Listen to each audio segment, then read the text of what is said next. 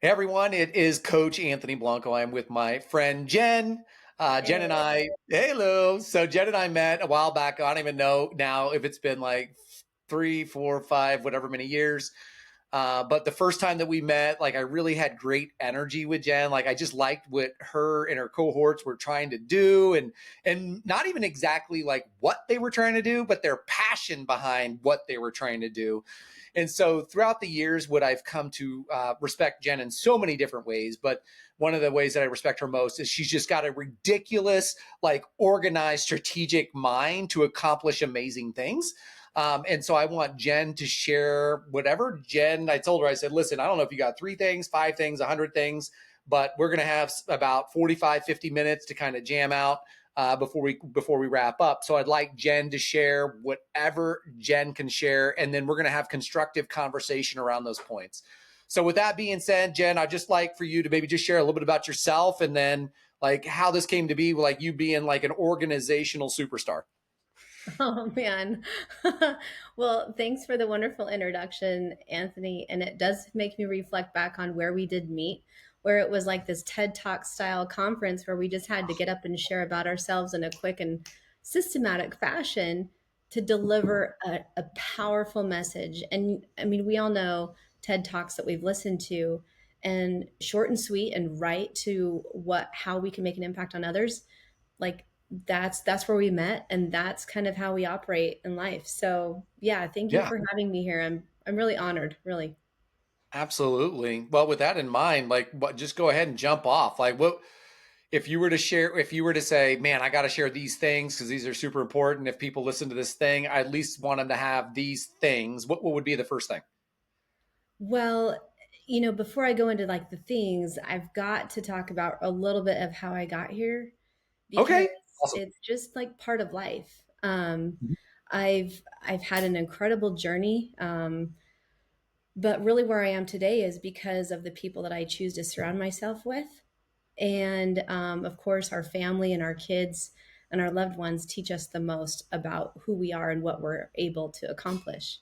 So, reflecting back on how we met, I was at that conference because I wanted to share the message of really what we do. And it was for on the behalf of my own kids. It was for their health and wellness and airway health. And I was up against a huge brick wall of systems and establishment of pediatricians couldn't figure out a health issue that my daughter was facing. Mm, And through scientific research and leaning on my own clinical experience, I had to codify what was happening and reverse engineer how to interrupt this unhealthy cycle. And so got I've it. always had like this engineering mind that was installed in me from my dad, who's a civil engineer. So Okay. systems and processes have always been a part of me, breaking down, is there a problem that needs to be solved and how do we do it? And it's Okay. like this universal theme that keeps happening in my life. So anyway, so it's kind of interesting that this organized mind that you say that I have, I mean, looking behind me, I'm like reorganizing my office and it's Yes. it Yes. is far Organized. from Sure. organized and structured. Well, it'd be funny. I was talking to a guy the other day. I was talking about workflow because I'm trying to get better at like this social media game to get the word out with some cool stuff that I'm doing and people are doing. Yeah. And I was sharing my screen. I was showing stuff, and I'm like, was this helpful today? I want to make sure it was worth your time. And he goes, you are very organized. And it kind of like when you said, like, look at my backdrop, like I was thinking in my head, like I've got a pile of laundry beside me. My travel bag was exploded all over the room. My closet is a disaster. And I'm like, yeah, yeah, Larry, organized. Hmm. It's an organized pile. I know everything that's in there. That's right. That's right. That's right. Yeah. Yeah. Well, with that, like the main things that I would want to talk about then, like organize what matters, focus on what Yeah. matters. And Yeah. everybody's got a 5-step process for this, or 7 systems for this, 7 taps of learning.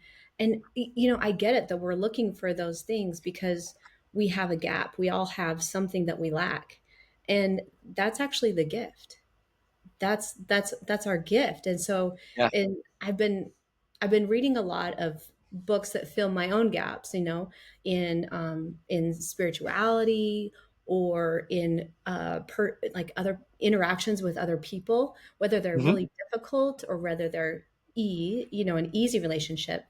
I find that like it's very dynamic, and I'm always looking for like that next thing. How can I do this? And it's not about like this, do that. It's more about the essence of evolving and Right. new things to implement into every single day. And everything's an experiment. Everything is an experiment. So I do want to talk about some of the experiments that I've done recently Yes. Yes. and I love it. how some of them have like fallen flat. And I was like, Okay. ooh, that didn't go well. That Yeah. didn't feel like me. And then some other things I just kind of tweak it and then I apply it into a real life experience. And I'm like, oh, so that's how it works. That's how Yes. it works. Yeah. And I don't know if I could call him a mentor, but someone who I've really admired his work is Chris Voss. I mean, Okay. maybe it's because I am looking at what his work has done, or his books, but I see him everywhere now. It's one of those things, like one of those universe things, like you pay attention to something and almost like the breadcrumbs are then laid out for you to continue until you've Yes. learned everything that you need to learn. Yeah. I love breadcrumbs. Faith. Yeah. Yeah. So one of the biggest things that I've incorporated recently, if I could put a name to it, it's follow the belly button.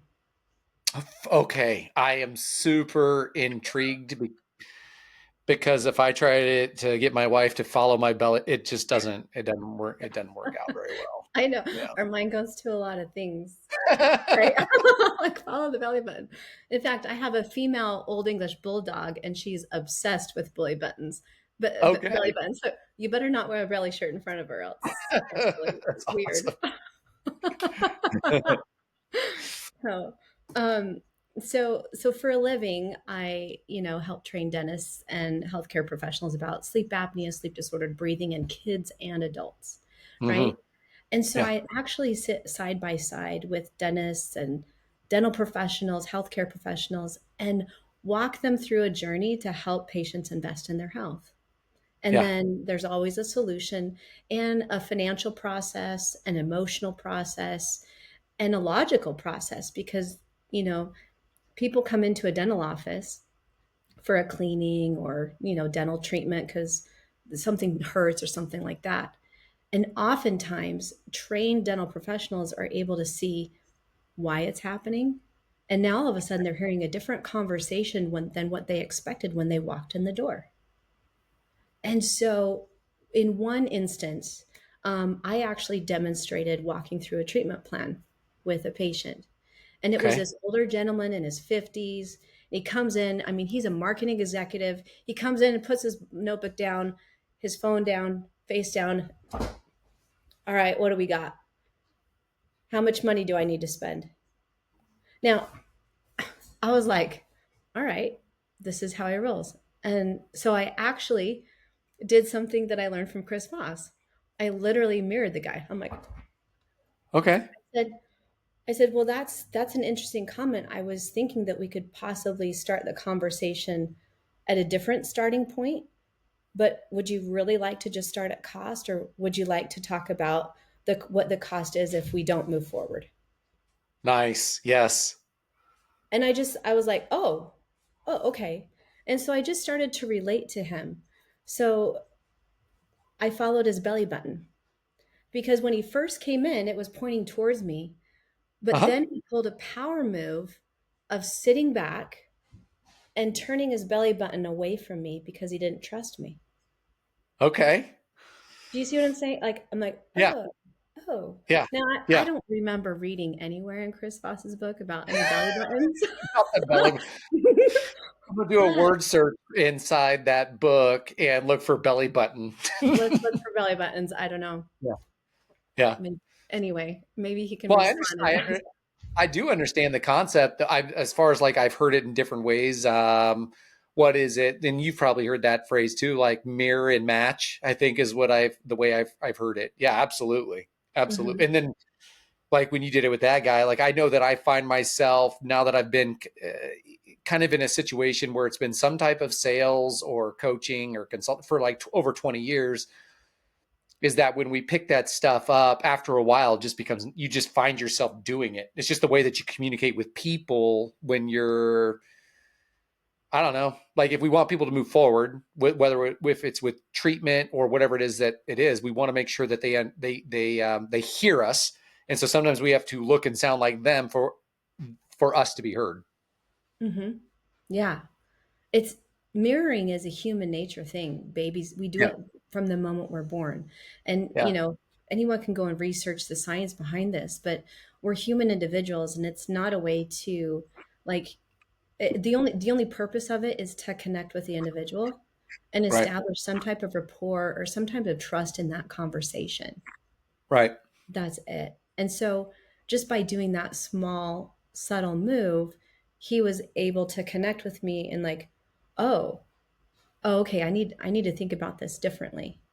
right.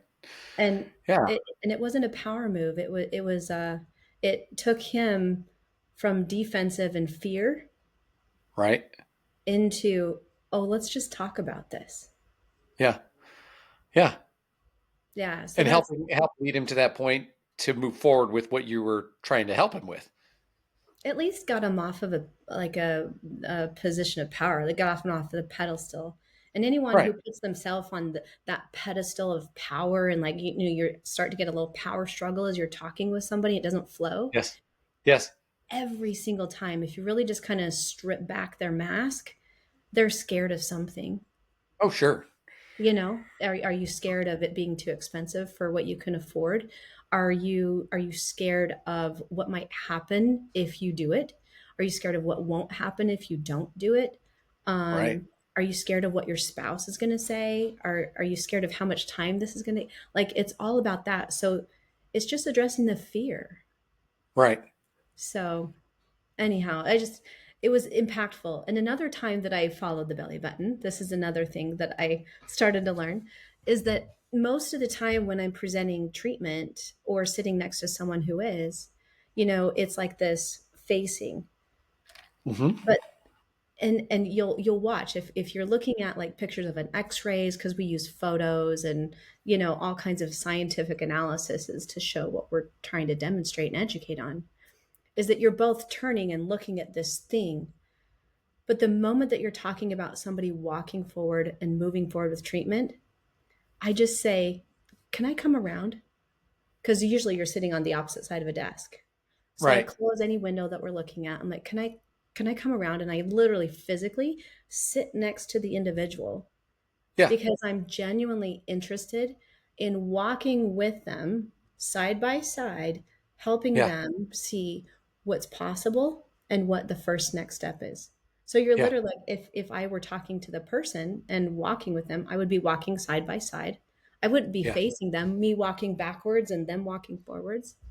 Right. So I just mimic real life interactions that I would use with my family or with my friends.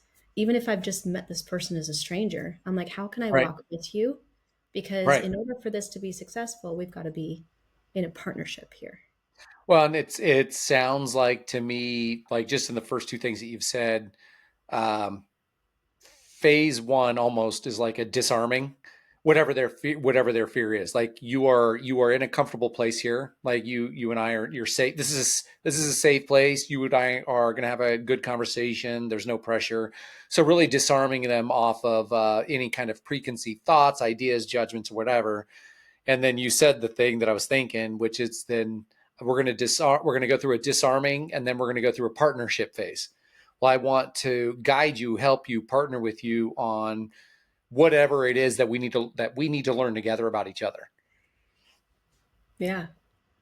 It's when you talk about partnership, I've been talking about, treatment planning and patience. Yeah.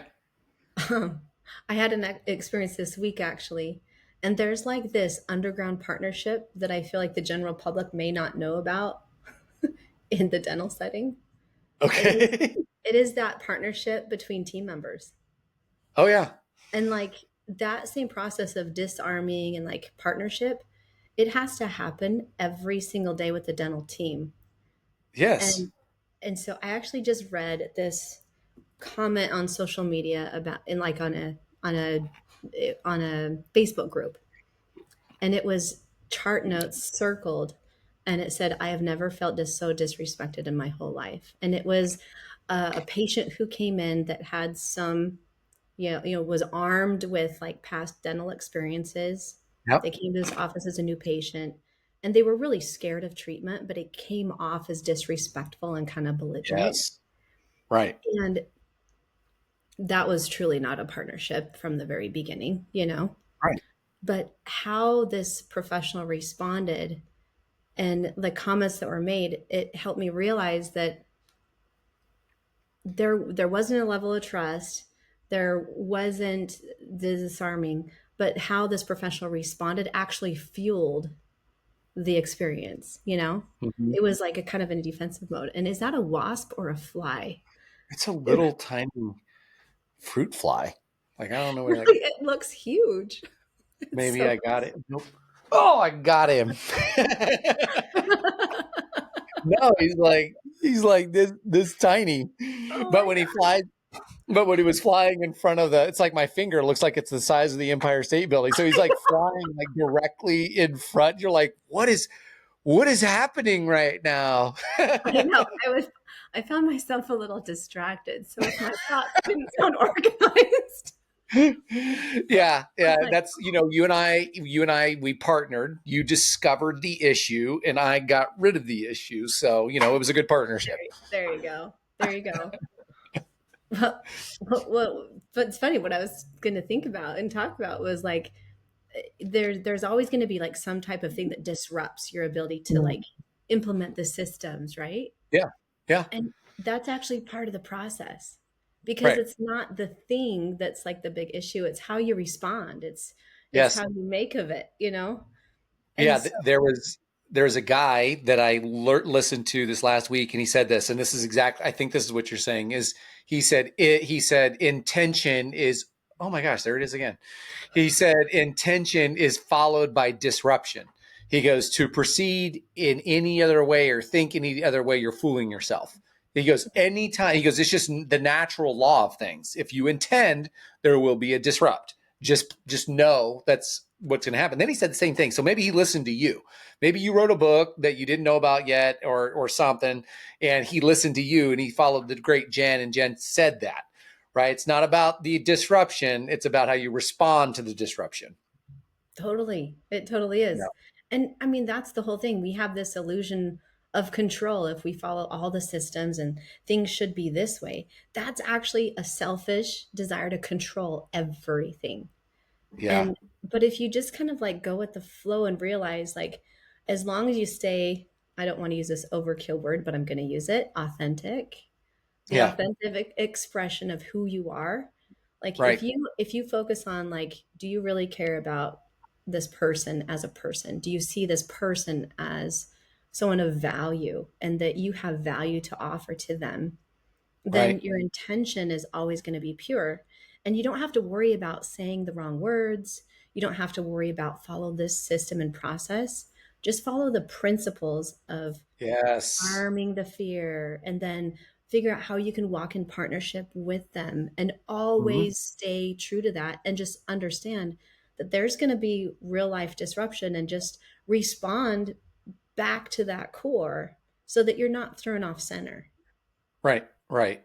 And I want everybody to realize this. So Jen is in the dental industry, but she's sharing learnings that she's picked up along the way and processing through the book she read through by Chris Voss. Right. Yeah. So you're sharing, like what you said, you're sharing principles.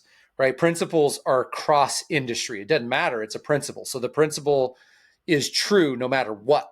Right. And so I just want everybody to appreciate what Jen is sharing, because it's a principle that no matter what business you're in, you can use that principle. And I'm sure she's getting ready to drop some more principles. Well, I did. I tried to, we always have all these thoughts and gosh, all these experiences that we can take away from. But if you just kind of sit back and just take a moment and just write down like the core things. That's what I did before our discussion because I didn't want to leave some really important things out. And Yeah. the last piece, it's really just the last. So I guess I have a one, two, three. Sure. So number one, follow the belly button. Number two, it's not the thing, it's how you respond, right? Yes. And Right. then last, I mean, it's the first and the last. And what I mean by that is that your first interaction with a person, whether it's your client, your customer, your patient, your team member, your first interaction with them should always be going back to the core purpose of why you're interacting with them. Because Right. you are a person of value that has value to offer this other person who is looking for value. Yeah. And that's something called sales. Right. Yeah. Shh. We don't like to sell things. That's what I hear that all the time in a lot of different industries. They're like, well, I'm not a salesperson. I'm like, come on, man. You just ate at a Mexican restaurant and you kept on talking to me about how good the cheese dip was in the burritos. You're selling the idea of me going over to the Mexican restaurant and crushing some cheese dip. Right. So we're always selling something. So we've got to get out of that mindset and go to what you were just talking about is walking somebody down through a path that helps them get what they desire, but you have to help them get out of their own way first. Yeah. And I want you to ask me this question. I'm going to tell you to ask me, and then you ask it. And Okay. just watch, okay? Ask Okay. me why I love what I do. Jen, why do you do what you do? Mm-mm. Why do you love doing what you do? Jen, Or yeah, Jen, why do you love doing what you do? because at the end of the day, I get to help people in ways that I wish I was helped 10 years ago. Mm, yeah. Yeah. So And with that, my last point is first interaction, I hold on to that core love. Why do I love what I'm doing? yeah, Because when can I swear in your like when the stuff hits the sure. fan, when the shit hits the fan, like you can look around and be like, why in the hell am I doing this? Like what Right. this is really hard. Why am I doing this? Oh yeah, I remember how I felt and I don't want somebody to have to struggle like I did Yeah. and then get that solution, right? Yeah. And so your last interaction your last interaction with the person. So your first interaction is that core love. Let the last thing that you leave them with is the same thing as the first. Yeah. So land on the thing you started with. Exactly. Whatever Yeah. that is. Yeah. So, Mr. All right, how much is this going to cost me? Right. You know what the last phrase was with him? It was talking about his ability to get this thing that's going to go in his mouth that's going to help him breathe while he sleeps so that he has a lasting legacy for his family. Mm, mm-hmm. Because the number of health issues that he was having, that he needed this solution, all of a sudden it became very affordable and easy for him to do. Yeah. Because I cared about the value that I contributed to him and the value that he was looking for that he didn't quite know that he was looking for it at the time that he came into the office. Yeah. So, statistics, numbers show everything because systems require measurement in order for them to improve. Right. Over the last year, Anthony, I have helped over 2,000 patients. That's amazing. 2,000. Yeah. I mean, and we're in October. Right. So I don't mean to brag, but I mean to emphasize that this works. Yeah. Just a simple three-step process for any business. And I want to hear about the successes of whoever listens this to because Yeah. you can follow someone's belly button. In other words, disarm their distrust, Right. meet them where they're at, meet them in the middle. Oh, there we Right. go. That's cool. Yeah. Meet in the middle of their belly, follow the belly button, and then allow interruptions to happen, but just respond in love, Yep. right? And then the first and the last. It needs to be centered to your core and meet them with what's valuable to them. Yeah. I like all that.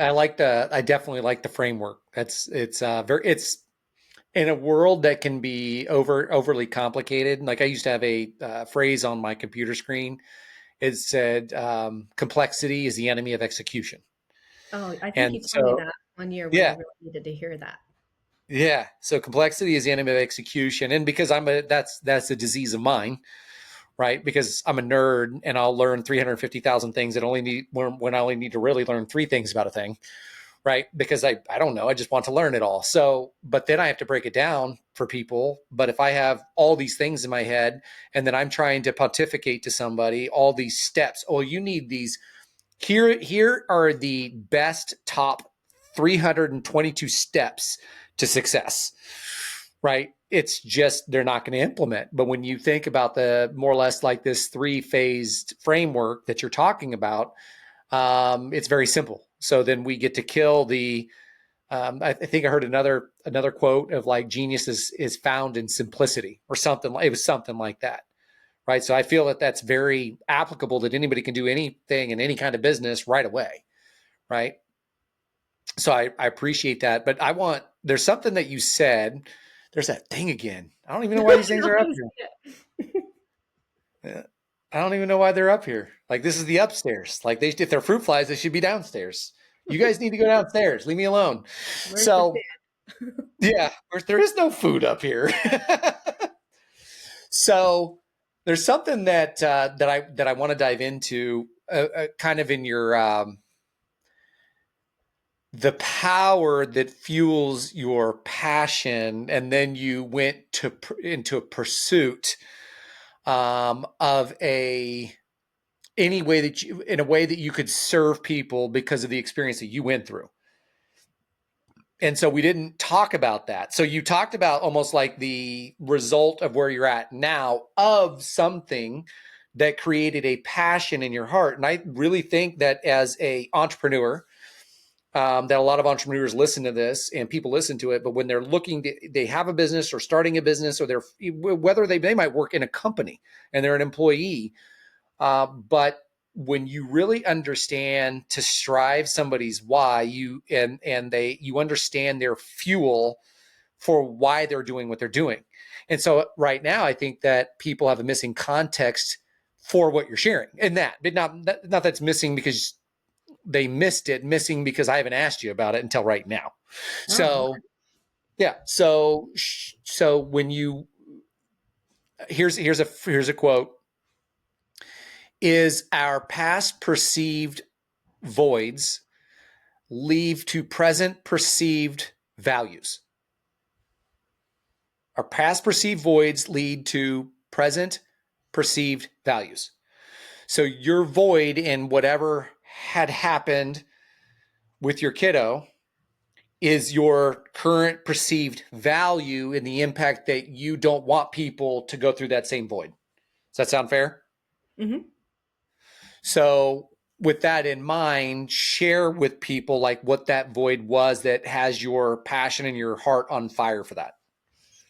Sure. Well, my current official role is a chief of operations executive for a medical device company that helps people breathe and sleep better. Yeah. Okay. So rewinding 10 years ago, I was a I was a skilled, a very accomplished dental hygienist in a dental office. And on the side, I would like educate and lecture for dental companies to integrate new technologies into dental practices. Okay. So I loved learning. And um, I've always been like an entrepreneur or entrepreneurially minded. I need to create things. And Yeah. so when my daughter was about 9 years old, my son was around 6. Um, my daughter started facing some health issues. She had asthma, but pretty soon her asthma was uncontrollable with medications. The medications weren't touching it, so that we knew that something else was literally causing an issue. And my Is that a Roomba? yes, it just turned on randomly. That's awesome. I Is it too loud for the area? Sounds like somebody's vacuuming. I'm gonna turn it off.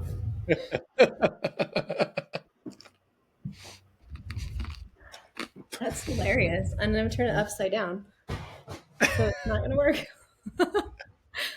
So, anyway, so my daughter's having some major health issues, and it's coming to a point where we're literally not really knowing what to do. The doctors are scratching their heads. More steroids aren't working. In the meantime, I have a nebulizer at my house, and I'm up, you know, hours and giving her breathing treatment, sitting there thinking, why is this continued progressing? I don't understand. She was also 2.5 years younger in her bone age than her chronological age. So she looked Mm, like she was like 6 or 7. She was right. struggling in school, and she was actually getting bullied because her communication levels weren't really up to where they needed to be with her age. And so I happen to be in my current position then. It was my job to find the top doctors on their subject matter in the country. And so I ended up interviewing a doctor who was skilled in airway health. And he started talking about kids and airway issues. And I learned that that was textbook for my daughter. And so through a string of phone calls and networking, I was able to find the doctor who knew how to treat my daughter, and then approached a local dentist friend and said, "Hey, will you get trained by him? And my daughter will be your first case." And Hmm. so together, me and this other dentist had to treatment plan my daughter. And it was something that was new to both of us, but we just trusted the process and stayed curious. And 6 months into her treatment, she her symptoms reversed. She grew 4 inches. Oh, wow. I mean, I was like, wow, okay, we are onto something. Yeah. And now she is a thriving 17-year-old senior playing competitive lacrosse, competitive mountain biking, all A's, like thriving in school, thriving socially, thriving physically. And that experience is priceless. Yeah. But the pain that I had to go through was sitting in a physician's office and them telling me that I'm crazy, that I just need to give her more medication. Oh, yeah. And that, oh, let's do some genetic testing. She might have Turner syndrome. And Right. I'm like, I'm not familiar with that. So I look it up, of course. And it's nothing close to what she's experiencing. So the doctors are just throwing darts. Yeah. And so through that experience, I've always learned something to bless my family, and then I always share it to bless others. So in my Mm, hometown, this dentist that treated my daughter, I mean, his practice has now grown to 2 locations, and he mm, has a whole division that's dedicated to treating kids with airway issues.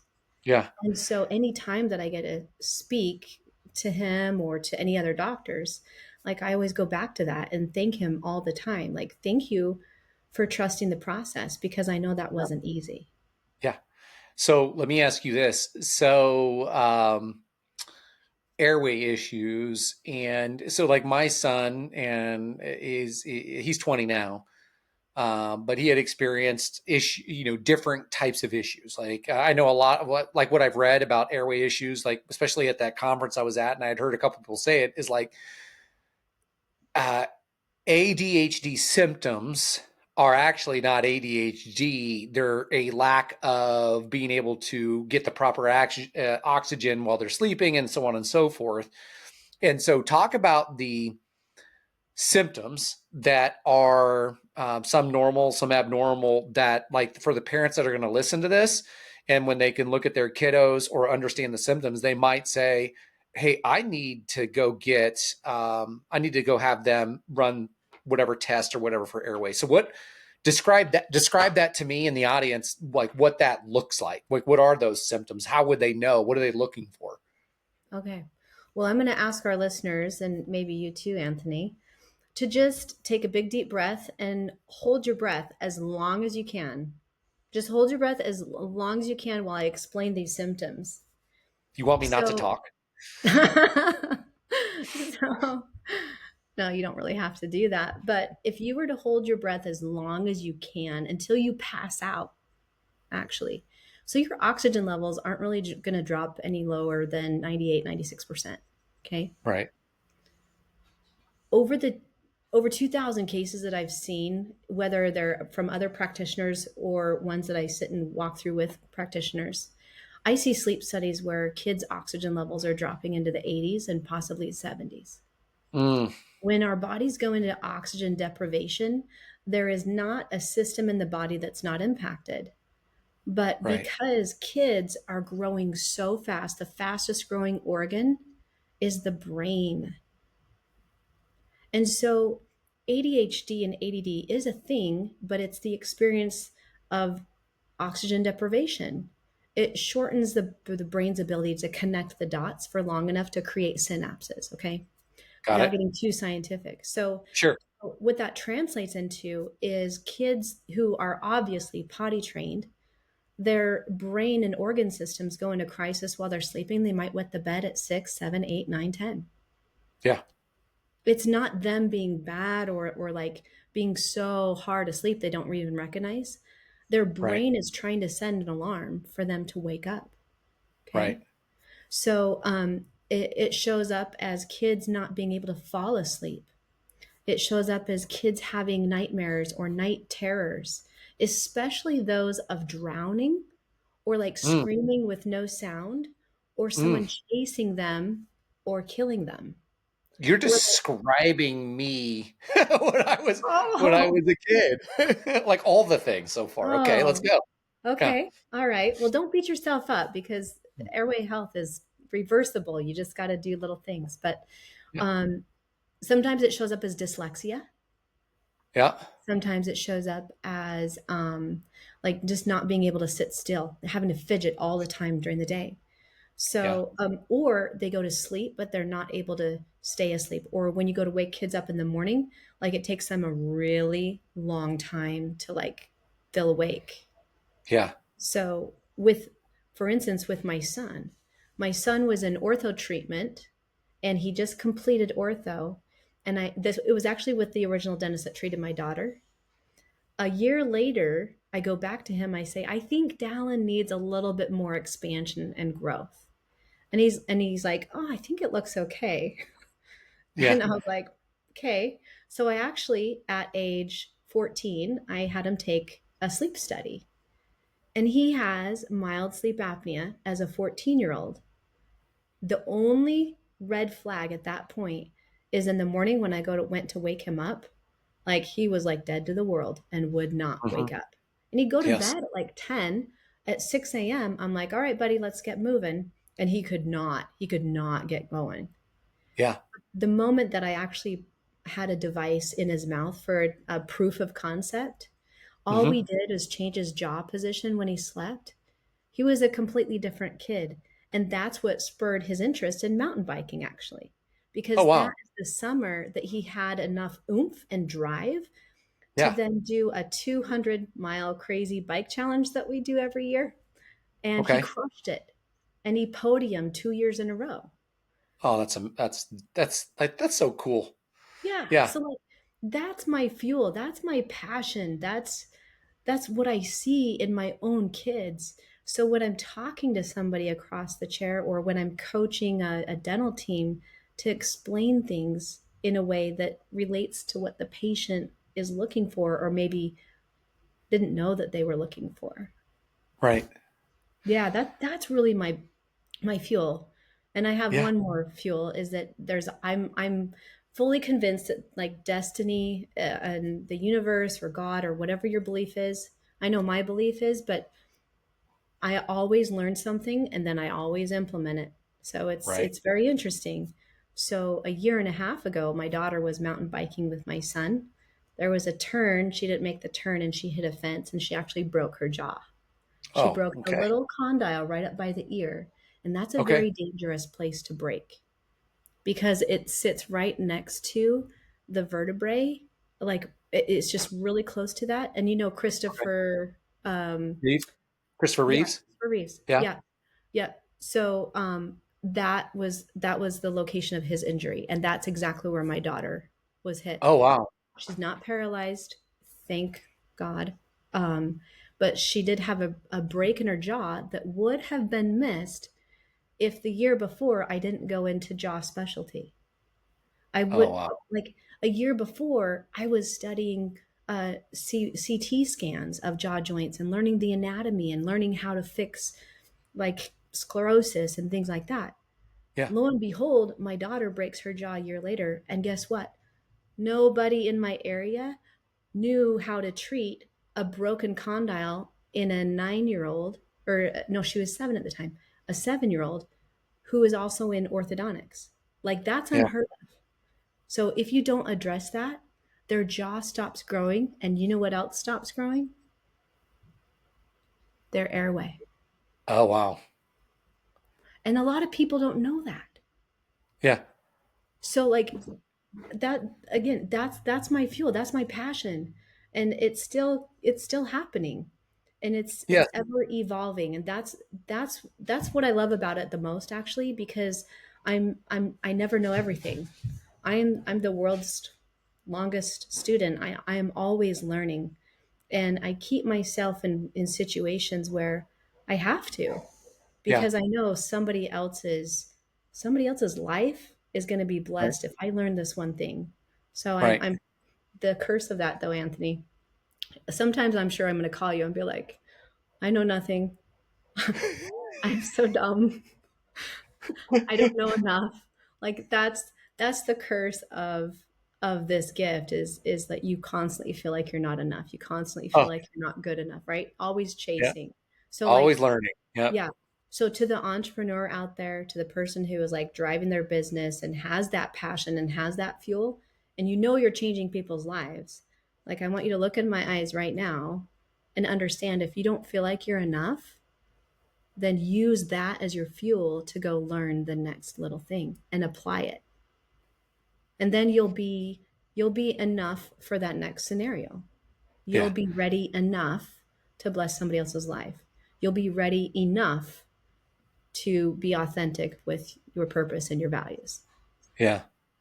You know, it's super interesting. Something that you just said that I had a thought is people will, and I hear this frequently. I have friends that talk about it, and some people that I coach that go into it, is the I'm not good enough. And I think that it's interesting. So the thought that went through my head is I'm not good enough can be either a trigger of I'm ready for my next level, or I am not what I'm not. So it's either, if we can retrain ourselves to, when we get the feeling of I'm not good enough, it actually is a thing of I'm not good enough because I know I have the next step. Or it can be I'm not good enough is in no matter what I do, I'll never be good enough for blah, blah, blah. But the same phrase can be translated different. One is I'm ready for my next phase, and the other one can be always focused on what I'm not. Because I think we're always not going to be something, because we're human, so we should always be growing, right? So we're always not going to be something. That's just a given. And I think the adventure is, whether we're an entrepreneur or a person, whatever, is in finding out I'm not good enough, so I'm going to go learn a thing, and then I'll learn a new level of mastery, but then I'll still not be good enough, but it's okay because I'm going to go learn the next thing. So I think it's a very interesting concept to think about, is instead of thinking about I'm not good enough as far as what I'm not, looking at it as far as saying I'm not good enough is I'm ready for my next step of mastery. Hmm. Yeah. If you're not feeling good enough, like that's an indicator. Yeah. And it Yeah. can be a positive indicator, not a negative indicator, if you look at it differently. Yeah. Yeah.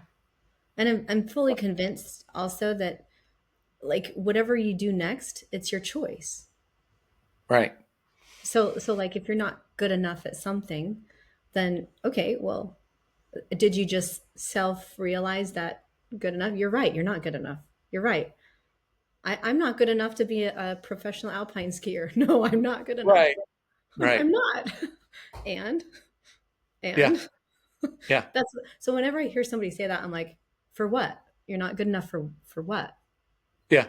Like, Yeah. really? Okay.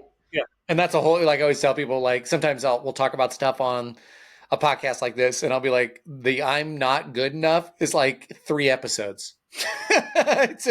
to break it down, like what you're saying, not good enough in what? I'm not a good enough mom. Well, have you clearly defined it? What is a good mom? Are you level 10? What are the specific things? Have you scheduled? Like there's the whole thing that people can go, I'm not good enough at my job. Well, should you be good enough at your job, or should you be doing something else? Is that your passion, or are you just doing it to make money? Like I think there's a whole bunch to dive down just into that thing. But I think just the reframe at the very beginning is just like, maybe it is an indicator of a different way to think, that it's not a negative thing. It's a positive thing that you're searching. Yeah, for Yeah. sure. Now, Well, something I want to ask you mhm. in regards to, so I think that a couple of years ago, I dove down into trying to find like a sleep specialist in Topeka, Mm. where I live. And so I went on the internet and I even talked to my dentist. I talked to some of my other dentist friends here, and nobody is a sleep specialist in Topeka. And I think when I was trying to, they were like, well, I think maybe there's one person in Kansas City. So my question is, let's say that, and I know that you guys implement and train and all that kind of stuff, these offices.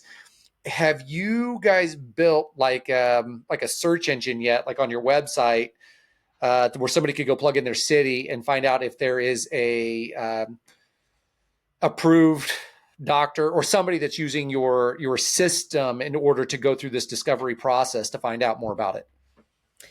That's actually in the 2025 plan because we Okay. had to get a critical mass of providers. Yes. We've been focusing on product excellence and Mhm. quality training, and we're Yes. really to that point now. So we're rolling out Awesome. like a provider finder. But believe it or not, I've had people call our 800 number and saying, "Hey, I read about this. Can you connect me with who's close to me?"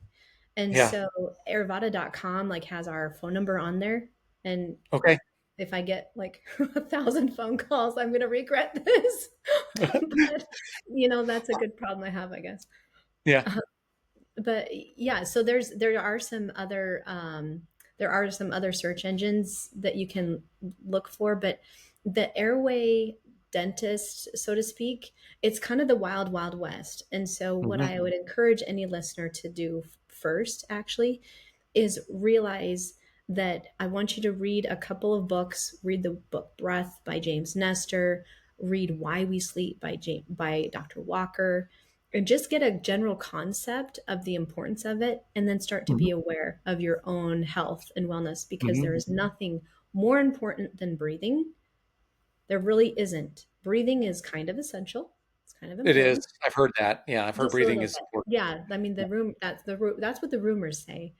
Yes. Um, and so, if you are interested in continuing whatever journey you're on, your airway health is going to be pivotal for you to be Yeah. able to do that.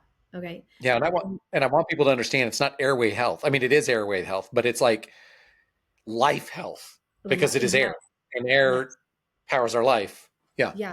I do want to do a second topic Yeah. podcast. We need a part two to this because Okay. I do want to talk about some of the common things that entrepreneurs face. Um, and it's actually related to airway health. So like Okay. certain thought patterns and certain cognitive and behavioral things, like it's so Okay. related. I really want to go into the nitty gritty sometime because it's Okay. super important. Yes. But Yes, we um, will. yeah, but I want everyone to also realize that the right kind of uh, guard from their dentist could actually be helpful. Okay. Like it's as simple as a simple guard. Right.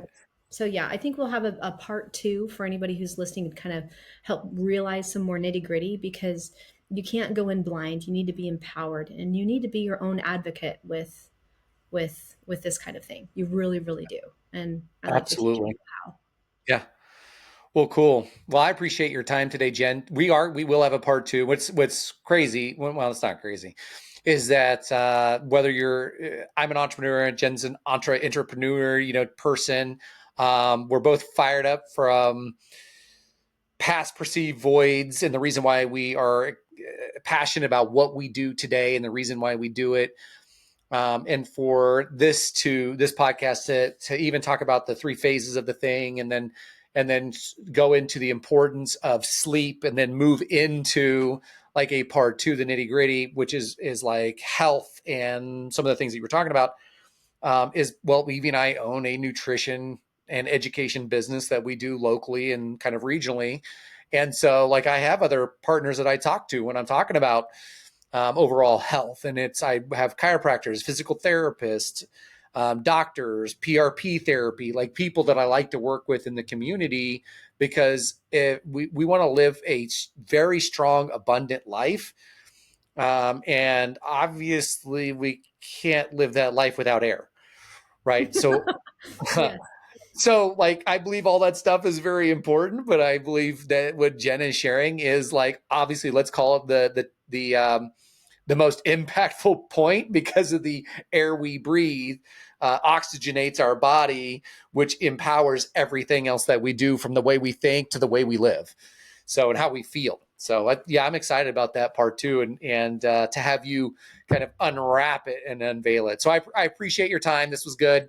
I definitely, like you, like I have like thoughts upon thoughts, and that's usually the way that these things go. Mm-hmm. Any last points of anything, or we good to go? Besides, I think the fly is gone, maybe. But anything besides that? Well, I am surprised we didn't make a comment like we first got on here. Is that the synchronicity is that we did not plan to wear the same color of shirt. Oh yeah, we're both wearing maroon. Yes, most definitely. So, Yeah, anyways, I just really appreciate this time, and you know, that next part too. You know, I bet there's going to be some kind of crazy, cool experience that's going to happen between now and then, and I can't wait to share that story, whatever it is, because it always happens. yeah, and I'm excited to record more episodes. I'm getting harassed from people because my goal was only one a month, and they're like, you're killing me. Like, I need, like, I want more of the stuff you're talking about. You need to do more than once a month. I'm like, but I'm doing 17 other things. Let me just learn what I'm doing and get better at it, and then do more. So, I appreciate the thought of a second episode, because I do have, like, I want to have more episodes so that people can be educated by having constructive conversations like this, that they can um, implement into their life in whatever way they decide to do it. So, and again, I appreciate your time. Yeah. Well, thank you. I'm happy to be here. All right. Until part two, Jen. Until part two, to be All right. continued. Bye. Bye.